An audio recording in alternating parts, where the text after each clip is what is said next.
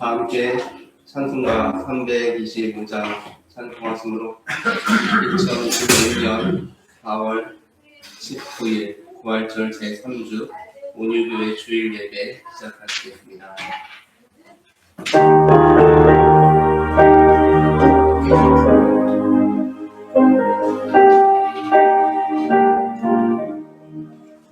예수가 함께 계시니 시험이 오나 보네 기쁨의 근원 되시니 예수를 위해 삽시다.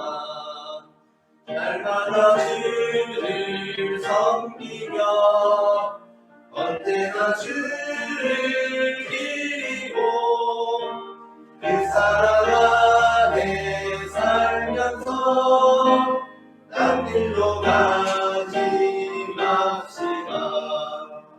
이 세상 사는 동안에 주님 전파하면서 무한한 복락 주시니 예수를 위해 삽시다. 날마다 주를 섬기고 언제나 주를 기리고 그 사랑 안에 살면서 딴 길로 가지 맙시다. 이 세상 힘도 없어도 예수는 나의 친구니 우리 아이를 버리고 예수를 위해 삽시다. 날마다 주를 섬기며 언제나 주를 기리고 그 사랑 안에 살면서 딴 길로 가지 맙시다. 주께서 심판하실 때 잘했다 칭찬하리니 이러한 상을 받도록 예수를 위해 삽시다. 날마다 주를 섬기며 언제나 주를 기리고 그 사랑 안에 살면서 딴 길로 가지 맙시다. 아멘. 이어서 찬송가 284장 오랫동안 모든 죄 가운데 빠져 찬송하시겠습니다.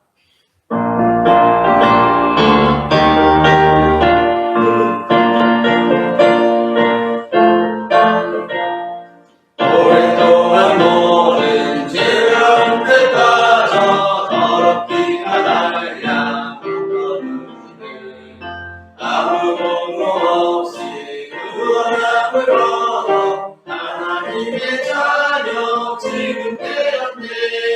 주의 그 사랑 강렬보다 찬송할지어다 예수의 공로 주의 그 사랑 강렬보다 찬송할지어다 예수의 공로 주의 보혈로서 정결하게 씻어 죄악에서 떠난 놈이 되고 세상 된 식물은 남부었으니 하나님의 빛이 영원토다. 주의 사랑 행량하도다. 찬송할지어다 예수의 공로 주의 사랑 행량하도다.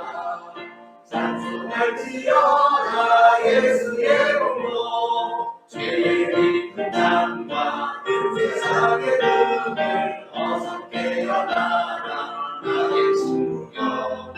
그대 받은 날과 구원 얻을 때가 지금은 세상에 선포되었네.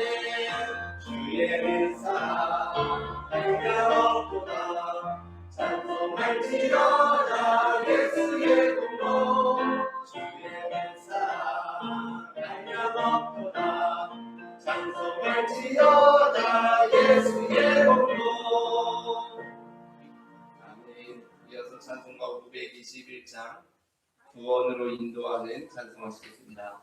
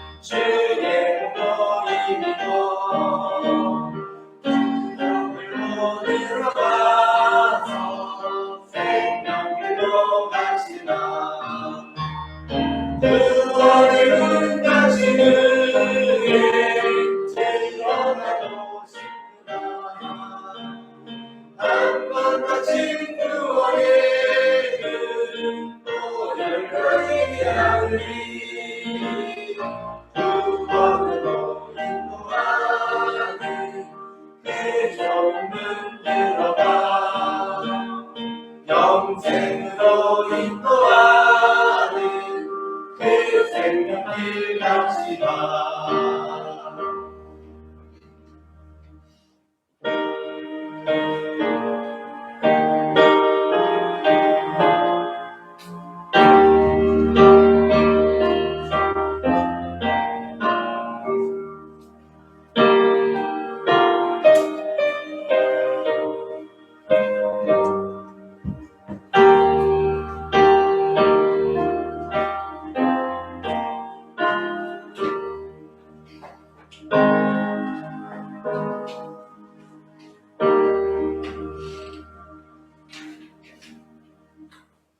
오라, 우리가 굽혀 경배하며 우리를 지으신 여호와 앞에 무릎을 꿇자. 그는 우리의 하나님이시요 우리는 그가 기르시는 백성이며 그의 손이 돌보시는 양이기 때문이라. 아멘. 사랑의 하나님, 광야와 같이 고달픈 세상길에서 저희와 동행하여 주시고 눈동자와 같이 보호하여 주신 것에 감사를 드립니다. 아멘. 오늘 이렇게 거룩한 주일을 허락하여 주시고 우리의 몸과 마음의 건강을 주셔서 예배하는 백성으로 불러주시니 감사합니다. 아멘. 삼위일체 유일하신 하나님께만 영광을 돌리며 예배하는 이 시간, 세상과 나는 간 곳 없게 하시고 구속하신 주님만 바라보게 하옵소서.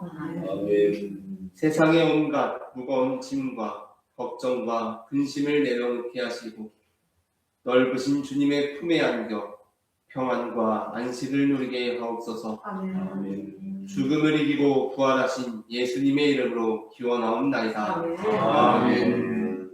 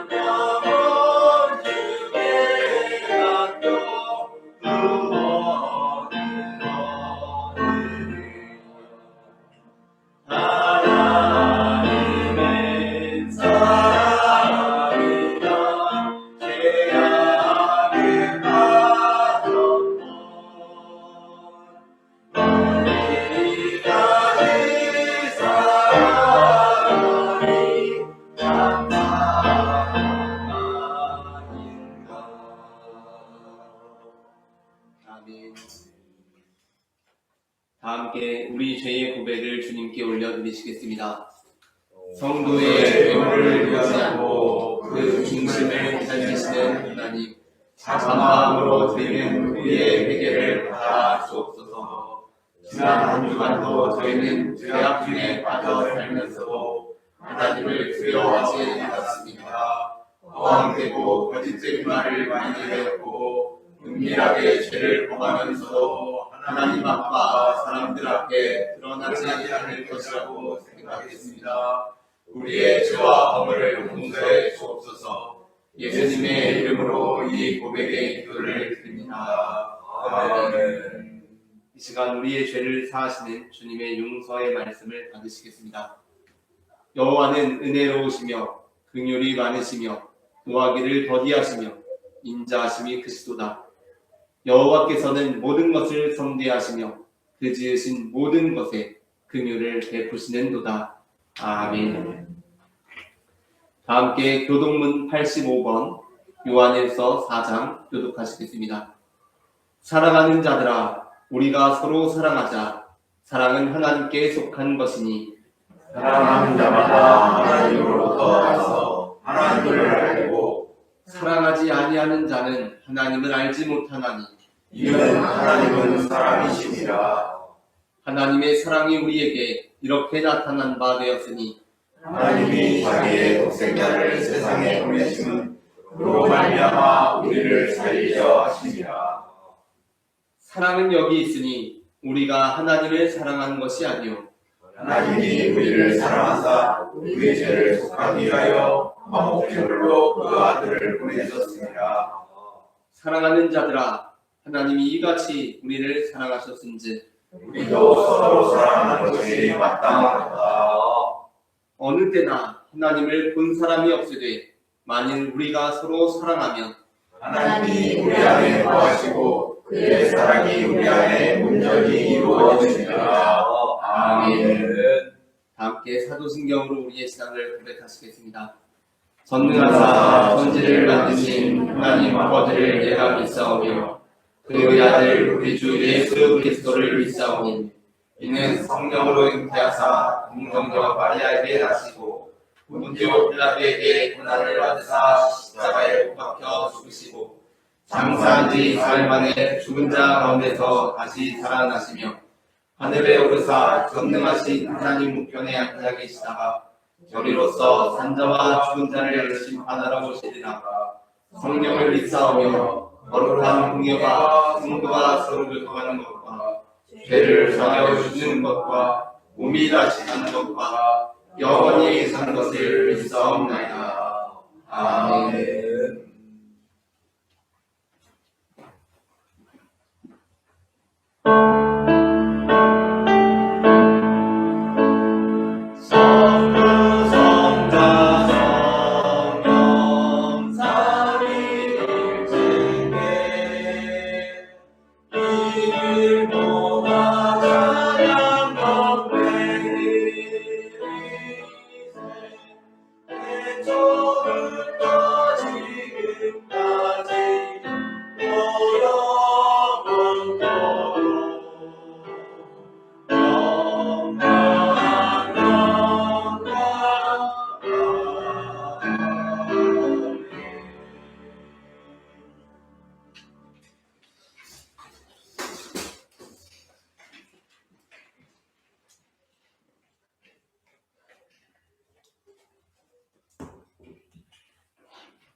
할렐루야. 전능하신 하나님 아버지, 거룩한 주일에 우리를 사랑하사 주일 예배를 드리게 하시니 주님 영광을 받으시옵소서. 아멘. 어디서나 함께하사 우리를 돌보시고 은혜를 누리게 하시니 참 감사합니다. 아멘. 하나님 우리 아버지, 우리는 부재하고 연약하여 늘 넘어지나 기도함으로 일어서게 하시고 우리의 간구음을 들으사 가두어져 있던 우리의 어둠에 사라지고 빛으로 주님께 나오게 하시니 참 감사합니다. 아멘. 사랑과 은혜가 충만하신 하나님 우리 아버지, 저희가 연약하여 때로는 주님의 뜻을 온전히 따르지 못하고 세상의 유혹과 걱정 속에서 흔들릴 때가 많았습니다. 이 시간 주님 앞에 나와 회개하오니 우리의 부족함을 용서하시고 새 힘을 부어 주시옵소서. 말씀하시는 하나님 우리 아버지, 오늘 드리는 예배가 성령님께서 함께 하시는 예배의 시간이 되게 하시고 주님 말씀을 듣고 깨달아 우리의 삶이 변화되게 도와주시옵소서. 말씀을 전하시는 목사님께 성령의 능력을 더해 주시고 그 말씀이 우리의 심령에 깊이 새겨져 사는 동안 열매 맺도록 도와주시옵소서. 땅 끝까지 말씀을 전하라고 사명을 주신 하나님 아버지, 2030년 120성도 12선교사의 비전을 우리에게 주셨으니 주님의 인도하심을 따라 이루어지게 도와주시옵소서. 우리가 후원하는 선교사님들을 아버지께서 함께하여 주시고 한 영혼을 위해 간구하시고 눈물로 씨를 뿌릴 때에 소망과 기쁨이 넘치는 생활이 되게 하여 주시옵소서. 하나님 아버지, 이 땅의 교회와 성도들을 위해 기도합니다. 진실한 믿음을 주시고 세상에서 빛과 소금의 역할을 잘 감당할 수 있는 힘을 주시옵소서. 특별히 어려움과 아픔에 있는 이들을 위로하여 주시고 주님이 주시는 평안을 허락하여 주시옵소서. 이 예배를 통해 주님께서 홀로 영광 받으시기를 원하오며 우리를 구원하신 예수 그리스도 이름으로 간절히 기도드렸습니다. 아멘.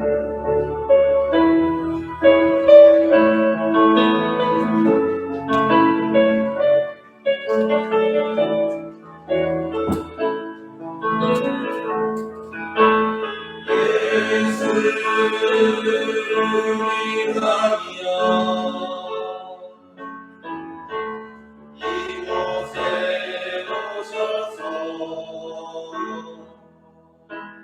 우리가 함께 드리는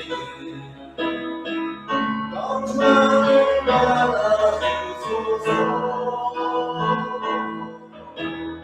우리는 주님의 백성, 주님의 우리 왕이라 왕이신 예수님 오셔서 좌절하사 다스리소서.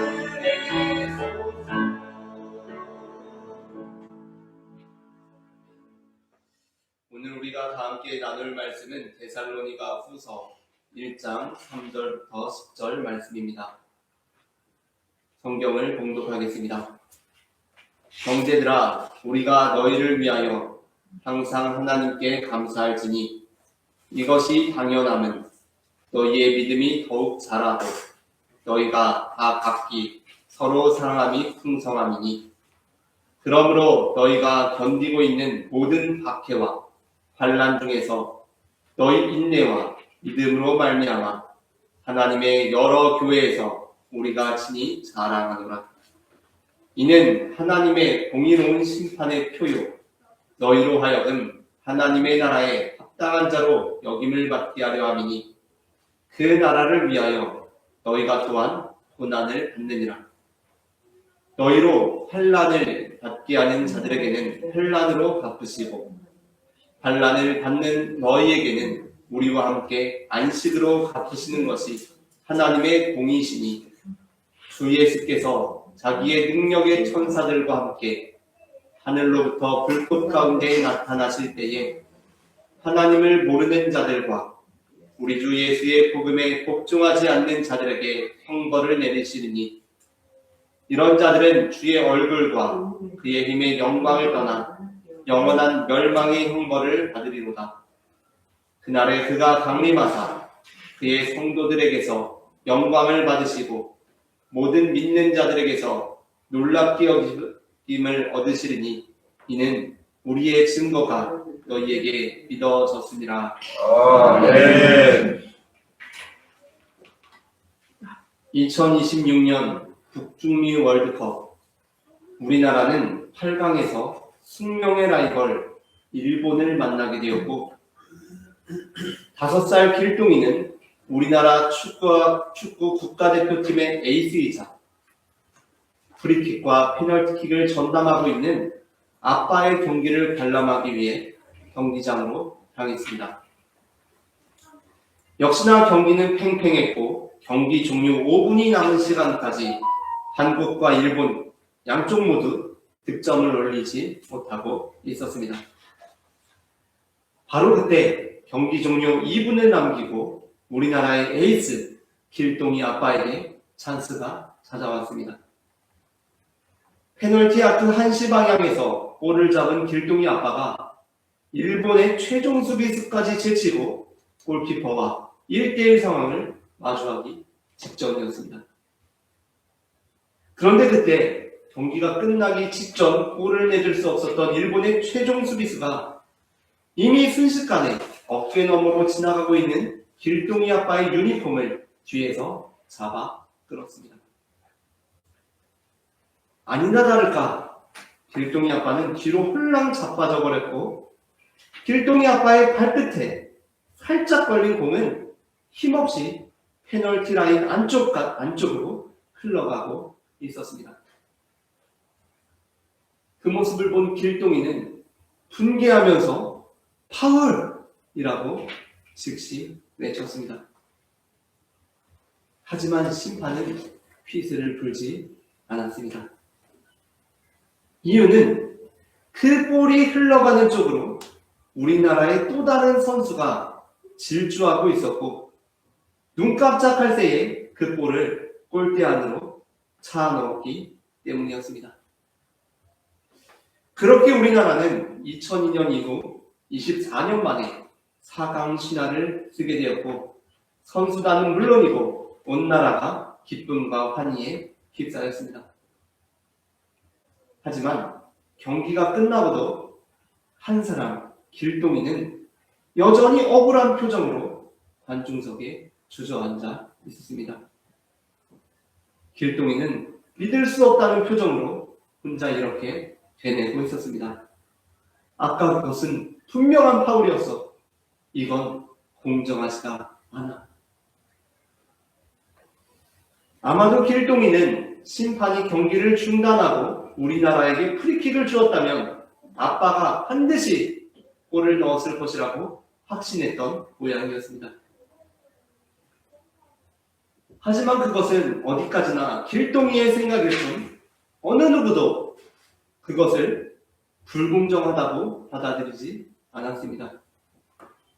오히려 그 상황에서 심판이 휘슬을 불고 우리의 골을 인정하지 않고 다시 프리킥을 차라고 지시했다면 길동이 아빠를 포함해서 우리 모두가 그것이야말로 너무나 불공정한 판단이라고 소리쳤을 것입니다. 축구 규칙에는 어드밴티지라는 규칙이 있습니다. 이는 선수가 파울을 당했다고 하더라도 그 파울당한 선수의 팀의 공격권이 유지되고 있을 때 경기를 그대로 지속시켜주는 것을 의미합니다. 5살 길동이는 아마도 이 규칙을 아직 이해하고 있지 못한 것 같았습니다. 그러니까 축구 경기를 전체적으로 보지 못하고 오로지 자기 아빠만 생각하며 또한 축구 경기의 공정함에 대해서 오해하고 있는 이 세상의 모든 길동이는 심판의 방식에 대해 이것은 공정하지 못하다고 생각하게 되는 것입니다. 이는 하나님에 대해서도 마찬가지입니다.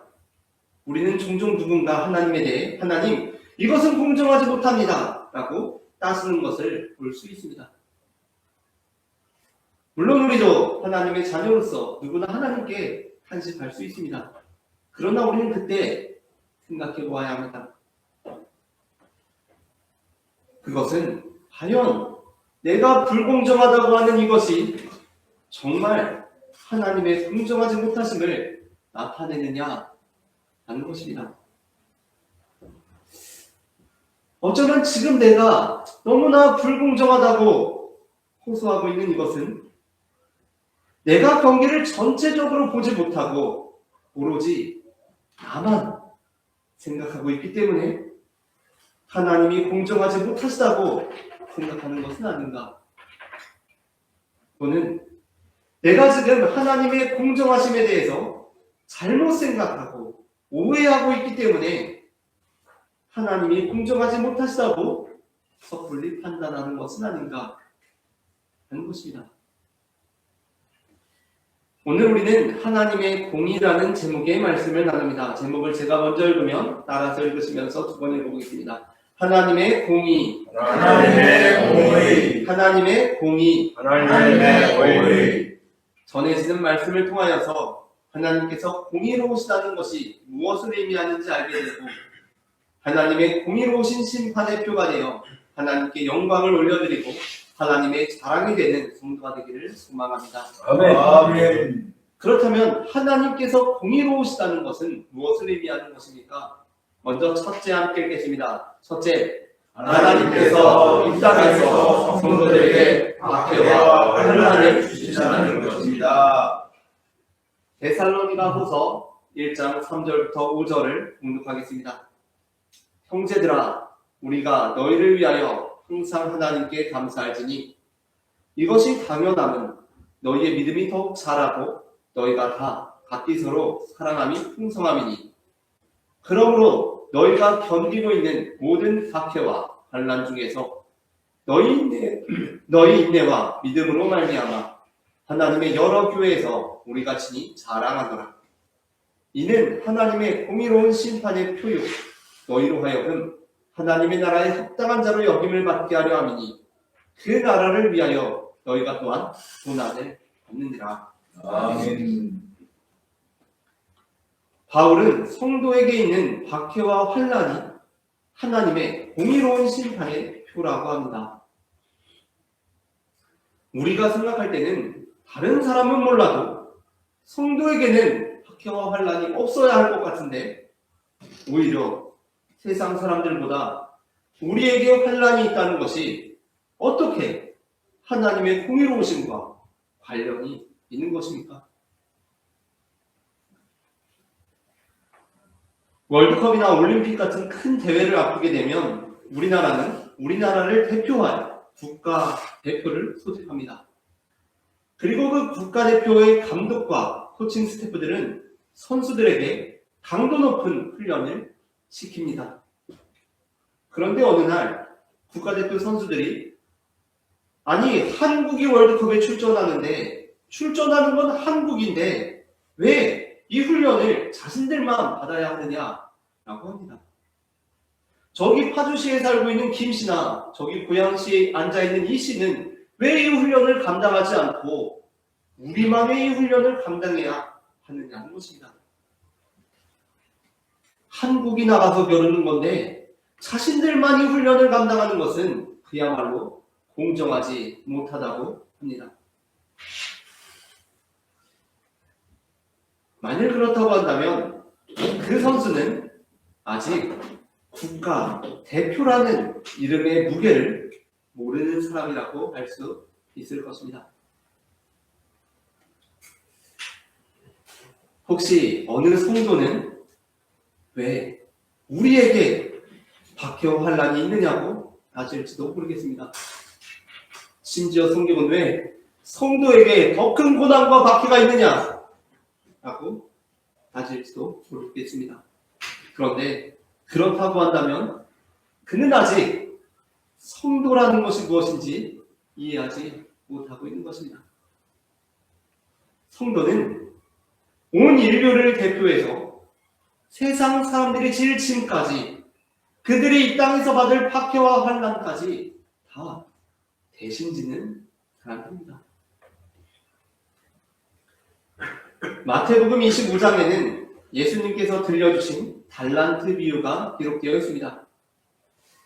그리고 보통 이 달란트 비유는 예수님께서 한 사람에게는 5달란트의 재능을, 그리고 다른 한 사람에게는 2달란트의 재능을, 그리고 마지막 한 사람에게는 1달란트의 재능을 나누어 주신 것으로 해석됩니다.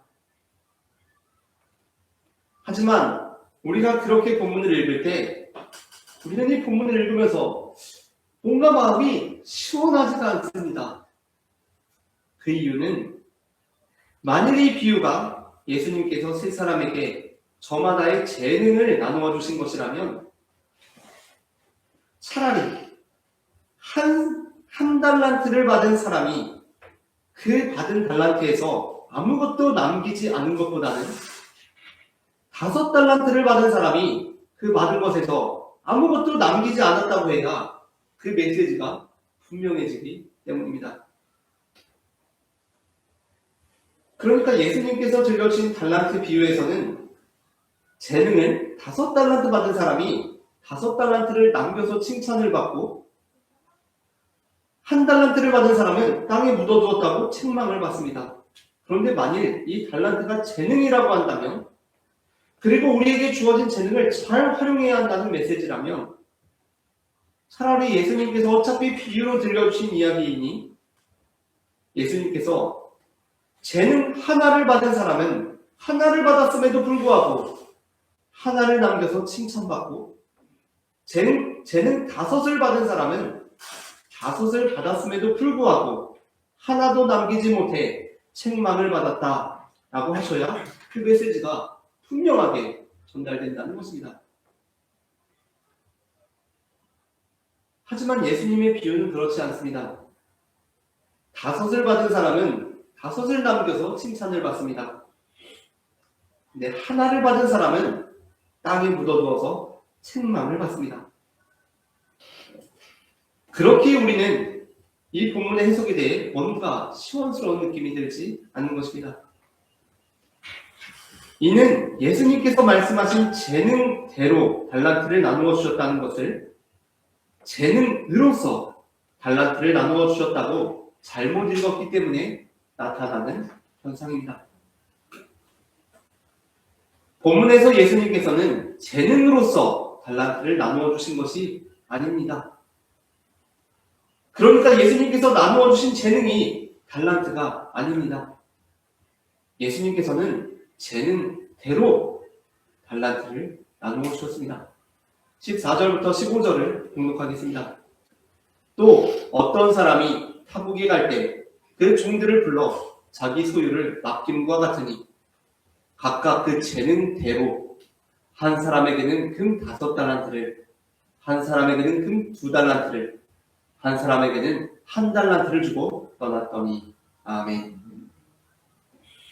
그렇다면 재능으로서 달란트가 아니라 재능대로 나누어 주었다고 하는 달란트는 무엇입니까? 당시 달란트는 화폐 단위이기도 했지만 또한 무게의 단위이기도 했습니다. 그러니까 예수님께서 나누어 주신 것은 재능을 나누어 주신 것이 아니라 재능대로 삶의 무게를 나누어 주신 것입니다. 그런데 5달란트라는 엄청난 무게를 부여받은 사람은 5달란트라는 어마어마한 삶의 무게를 부여받았음에도 불구하고 그것을 잘 감당하여 5달란트의 결실을 또한 남겼다는 것입니다. 2달란트를 받은 사람 역시 마찬가지입니다. 그런데 1달란트의 삶의 무게를 부여받은 사람은 그 받은 것이 불과 1달란트였음에도 불구하고 그것을 잘 감당하지 못하여 아무런 결실도 이루지 못했다는 것입니다. 그러자 주인은 어떻게 합니까? 그가 감당하고 있던 삶의 무게마저도 거두어서 5달란트라는 삶의 무게를 감당하고 5달란트라는 삶의 결실을 남긴 자에게 더하여 줍니다. 왜냐하면 그는 또한 그 1달란트라는 삶의 무게를 통해 1달란트의 삶의 결실을 얻어낼 자이기 때문입니다. 나에게 이 1달란트 왜 또 주시냐고 불평할 자가 아니라 주님, 제가 그 1달란트까지 감당하겠습니다 라고 그 삶의 무게를 견뎌내고 그것을 통해 결실을 얻어낼 사람이기 때문입니다. 그러니까 성도란 어떤 존재입니까? 성도는 1달란트 받은 자가 그 1달란트도 제대로 감당하지 못하고 있을 때 그의 그 1달란트의 삶의 무게까지도 대신 짐으로 그 1달란트에 대한 결실까지 이루어내는 존재라는 것입니다. 아멘. 요한복음 1장에서 세례 요한은 예수님께서 자기에게 나오심을 보고 보라, 세상 죄를 지고 가는 하나님의 어린 양이로다 라고 말씀했습니다. 29절입니다. 이튿날 요한이 예수께서 자기에게 나오심을 보고 이르되 보라 세상 죄를 지고 가는 하나님의 어린 양이로다. 아멘. 예수님은 자기 죄를 지고 가신 분이 아니십니다. 예수님께서는 세상 죄를 지고 가셨습니다. 세상 사람들이 모두 다 짊어지고 있지만 결실하지 못하고 있던 그 한 달란트의 삶의 무게를 예수님께서는 다 거두셔서 스스로 지고 가신 것입니다.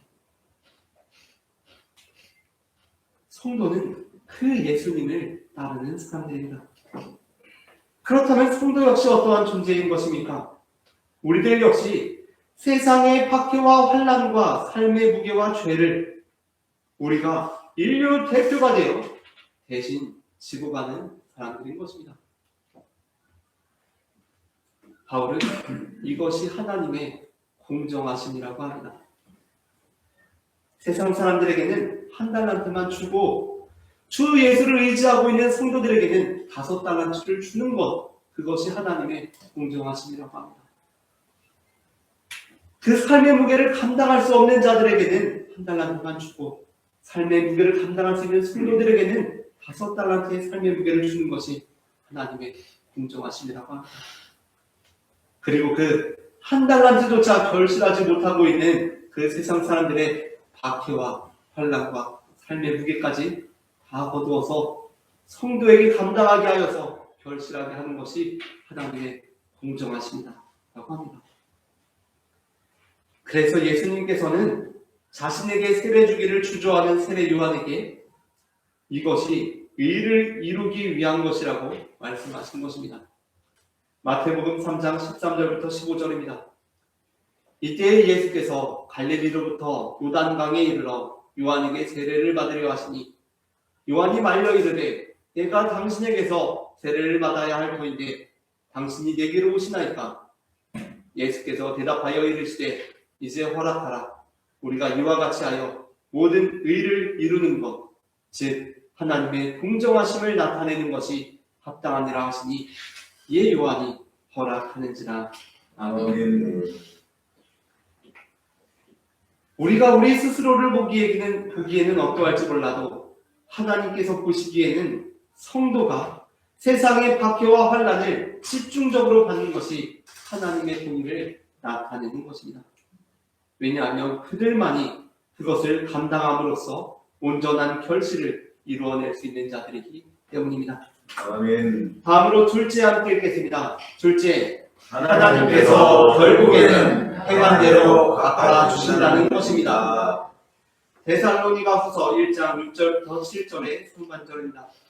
너희로 환난을 받게 하는 자들에게는 환난으로 갚으시고 환난을 받는 너희에게는 우리와 함께 안식으로 갚으시는 것이 하나님의 공의시니. 아멘. 아멘. 앞서 우리는 성도는 세상의 박해와 환난을 세상을 대신하여 이 땅에서 받으며 세상 사람들보다 집중적으로 받는다는 말씀을 나누었습니다. 그렇다면 성도는 그냥 계속해서 박해와 환난만 당하는 것입니까? 그렇지 않습니다. 마태복음 25장의 달란트 비유는 이렇게 마무리됩니다. 28절부터 30절입니다. 그에게서 그 1달란트를 빼앗아 10달란트 가진 자에게 주라. 무릇 있는 자는 받아 풍족하게 되고 없는 자는 그 있는 것까지 빼앗게 되라. 그 무익한 종을 바깥 어두운 데로 내쫓으라. 거기서 슬피 울며 이를 갈게 되리라 하니라. 아멘. 이래 결국은 환난을 받게 하는 자들은 환난을 받게 되고 환난을 받았던 자들은 안식을 누리게 되는 것입니다. 구약의 선지자 하박국은 유다의 죄악들을 하나님께서 심판하지 않으시는 것에 대해 의문이 생겼습니다. 그래서 하박국은 악한 사람들이 이렇게 많은데 하나님께서는 왜 가만히 계시느냐고 여쭈어 왔습니다. 하박국 1장 1절부터 4절입니다. 선지자 하박국이 묵시로 받은 경고라. 여호와여, 내가 부르짖어도 주께서 듣지 아니하시니 어느 때까지리이까? 내가 강포로 말미암아 외쳐도 주께서 구원하지 아니하시나이다. 어찌하여 내게 죄악을 보게 하시며 폐역을 눈으로 보게 하시나이까. 법탈과 강포가 내 앞에 있고 변론과 분쟁이 일어났나이다. 이러므로 율법이 해이하고 정의가 전혀 시행되지 못하오니 이는 악인이 의인을 애워쌌으므로 정의가 굳게 행하여짐이니이다. 아멘. 그러자 하나님께서는 갈대아 사람, 즉 바벨론을 통해 유다를 심판하실 것이라고 말씀하십니다. 하나님께서 유다의 죄악을 심판하신다고 하십니다. 그러면 우리는 아멘 할 수 있습니다. 유다가 범죄하고 있기 때문입니다. 그런데 하박국은 이 말씀을 듣고 아멘 할 수 없었습니다. 그 이유는 하나님께서 말씀하신 갈대아 사람, 그러니까 하나님께서는 유다를 심판할 거야. 그런데 갈대아 사람, 바벨론을 통해서 할 거야 라고 하셨는데 그 갈대아 사람, 즉 바벨론은 하나님께서 말씀하신 대로 자기들의 힘을 자기들의 신으로 삼는 자들, 그러니까 유다보다도 더 나쁜 사람들이었기 때문이었습니다. 그래서 하박국은 어떻게 악한 자들을 더 악한 자들이 심판할 수 있느냐고 하나님께 여쭙습니다. 그러자 하나님께서는 바벨론에게도 분명한 심판이 임하리라고 말씀하십니다. 성경에는 하나님이 사랑이시라는 말씀과 함께 하나님께서 행한 대로 갚으시리라는 구절들이 종종 있습니다. 그러니까 하나님을 믿지 않는 어떤 사람들이 기독교를 공격하기 위해서 아니 사랑의 하나님이시면 좀 용서해 주셔야지, 그렇게 행한 대로 다 갚으시면 그게 무슨 사랑의 하나님이시냐고, 그게 무슨 하늘나라냐고 합니다. 하늘나라가 이 세상과 다를 것이 무엇이냐는 것입니다. 하지만 그러한 태도는 이 세상에 대해 오해하고 있는 것입니다.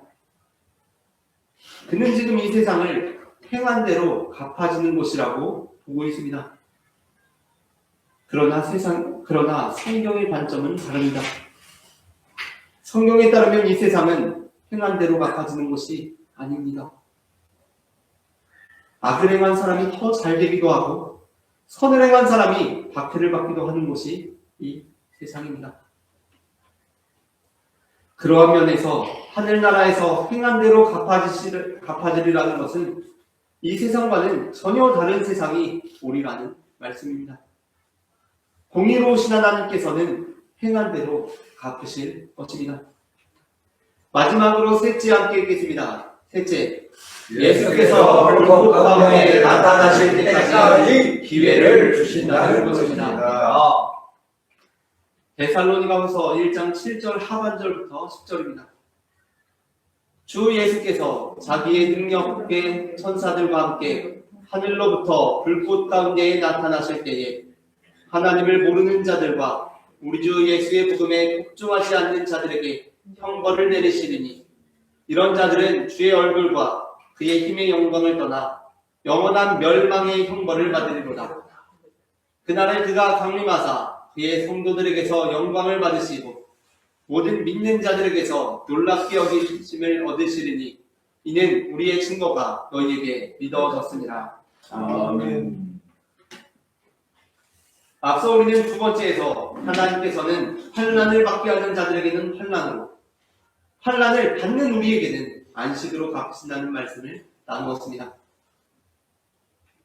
그러면 우리는 조금이라도 빨리 그 일이 이루어졌으면 좋겠습니다. 그런데 세 번째에서는 약간 힘이 새는 느낌이 듭니다. 왜냐하면 그 일이 예수님께서 다시 오실 때 반드시 이루어진다고 말씀하시기 때문입니다. 그러니까 이는 사실 말이 예수님께서 다시 오실 때 이루어진다는 것이지 그 박해하는 사람들을 여전히 기다리시고 기회를 주시는 하나님의 사랑을 나타내는 것입니다. 하지만 이는 단순한 사랑이 아니라 하나님의 공의로우신 사랑입니다. 우리나라에서 보편적으로 모든 사람들의 인생에서 가장 중요한 시험이 하나 있다면 그것은 고등학교 3학년 때 대학교를 가기 위해 치르는 일명 수능 시험을 볼 수 있을 것입니다. 수능은 이제껏 살아온 20여 년을 토대로 나머지 인생 약 50년에서 70년을 결정짓는 굉장히 중요한 시험입니다. 따라서 수능 시험은 아주 공정하게 치러집니다. 하지만 여기서 이 시험이 공정하게 치러진다는 것은 모든 수험생들이 다 동일한 조건에서 시험을 치른다는 것을 의미하는 것이 아닙니다.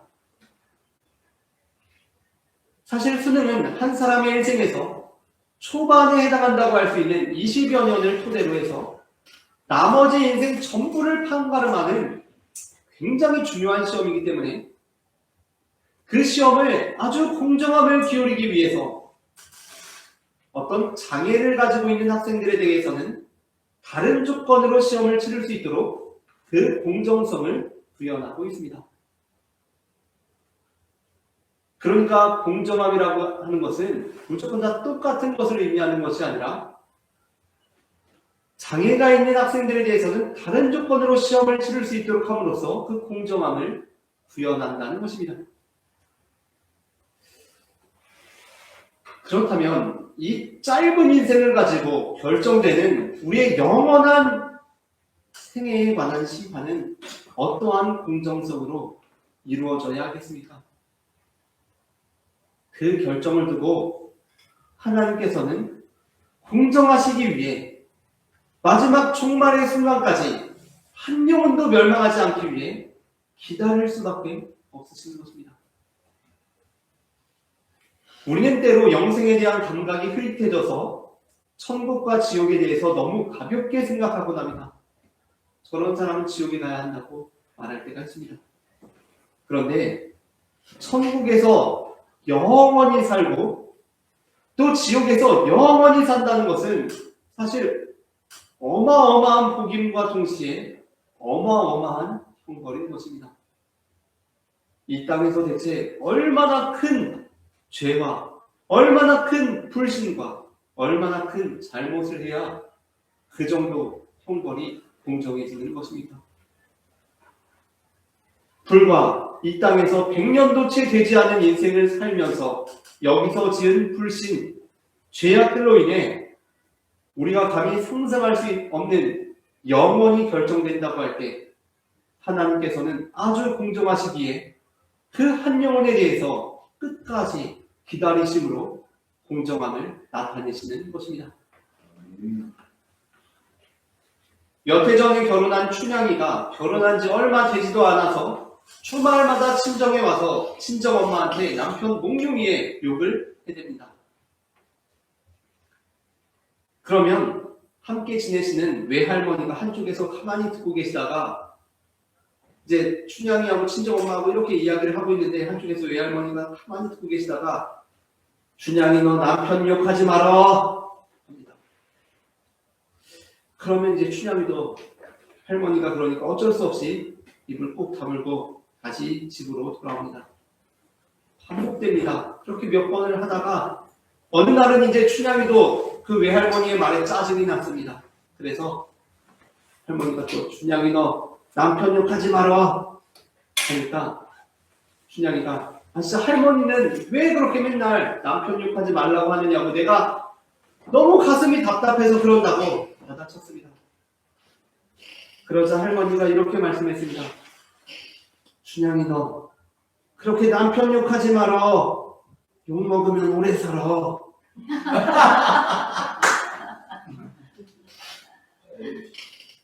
우리나라에는 욕먹는 사람들, 그러니까 다른 사람들한테 아주 못되게 굴어서 욕먹는 사람들이 오래 산다라는 속설이 있습니다.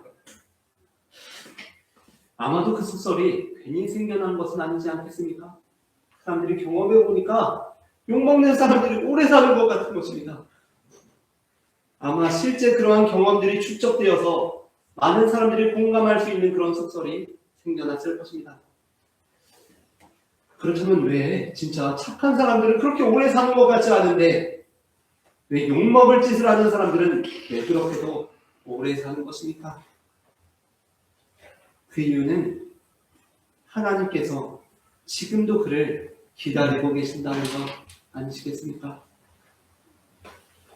하나님께서 보시기에 저 영혼이 인생에서 지은 그 죄악들로 인해 영원한 멸망에 이르러서는 안 될 텐데 하시는 마음으로 오늘도 그에게 생명을 주고 계신 것 아니시겠습니까? 하나님께서는 지금도 그 영혼을 향해 환난을 받게 하는 자들은 환난으로 갚을 것이고 환난을 받는 자들에게는 안식으로 갚을 거야.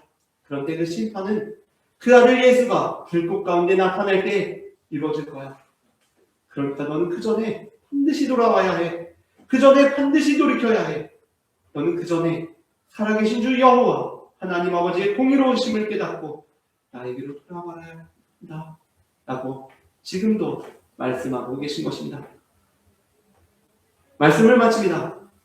하나님께서 공의로우시다는 것은 하나님께서 이 땅에서 성도들에게 박해와 환난을 주신다는 것이고 하나님께서 결국에는 행한 대로 갚아주신다는 것이며 또한 예수께서 불꽃 가운데 나타나실 때까지 우리에게 기회를 주신다는 것입니다. 아멘. 우리가 하나님의 공의로우심을 신뢰하고 또한 하나님의 공의로우심에 감사하며 살아가는 성도가 되기를 소망합니다. 함께 기도하시겠습니다.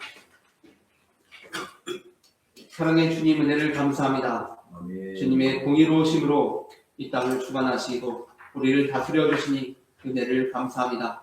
아멘. 주님께서 우리에게 맡겨주신 사명 온전히 감당하며 이 땅 가운데 주님의 공의로우신 심판의 표로 살아갈 수 있도록 주님 도와주시옵소서. 네. 사랑의 주 예수 그리스도의 이름으로 기도합니다. 아멘.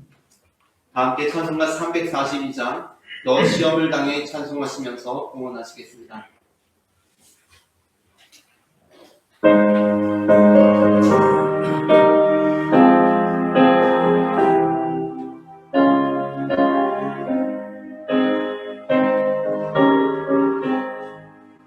너 시험을 당해 죄 짓지 말고 너 용기를 다해 못 물리치라 너 시험을 이겨 생명을 얻고 주 예수를 믿어 늘 승리하라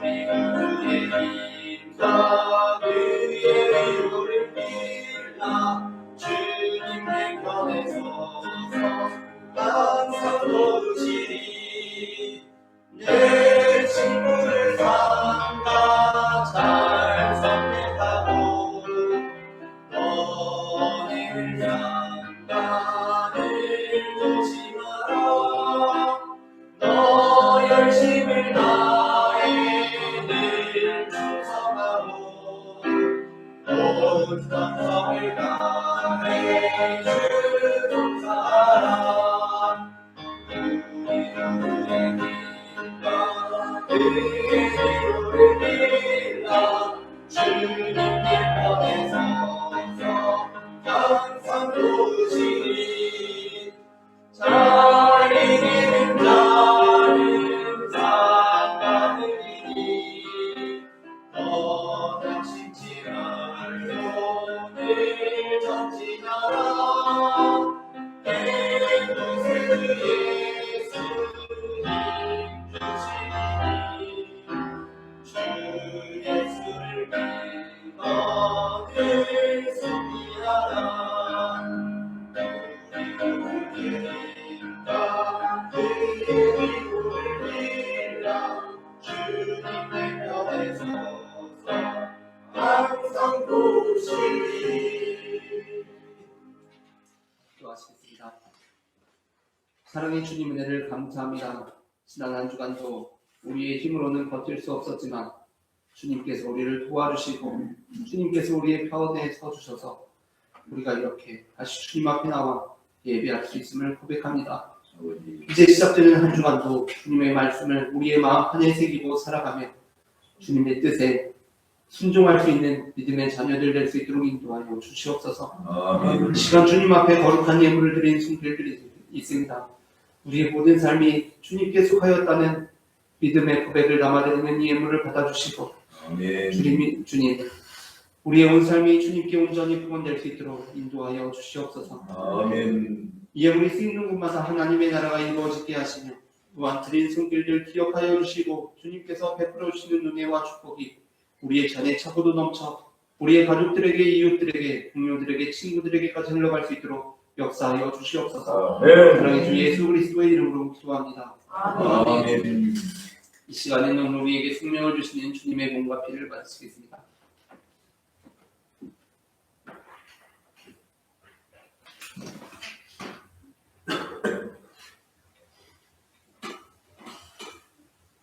이것은 주님의 몸, 이것은 주님의 피, 이것을 먹고 마셔 주님의 생명 얻네. 이 떡을 받습니다. 이 잔을 받습니다. 주님을 사랑해요. 십자가 기억하리.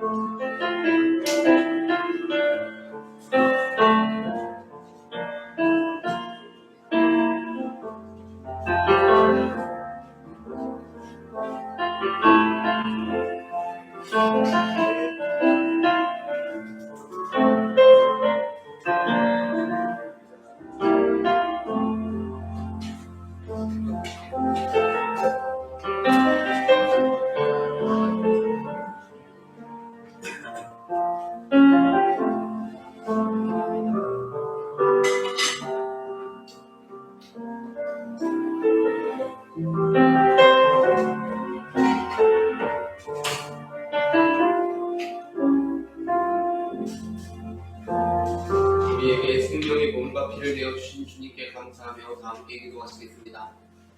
우리를 위해 생명을 주시는 하나님 아버지, 이 거룩한 신비에 감사드리며 성령의 능력 안에서 사람이 되어 하늘나라 그 땅에 임할 때까지 그리스도의 생명으로 살게 하여 주옵소서. 우리 주 예수 그리스도의 이름으로 기도합니다. 아멘. 다 함께 평화의 인사 나누시겠습니다. 주님의 평화가 함께 하시기를 바랍니다.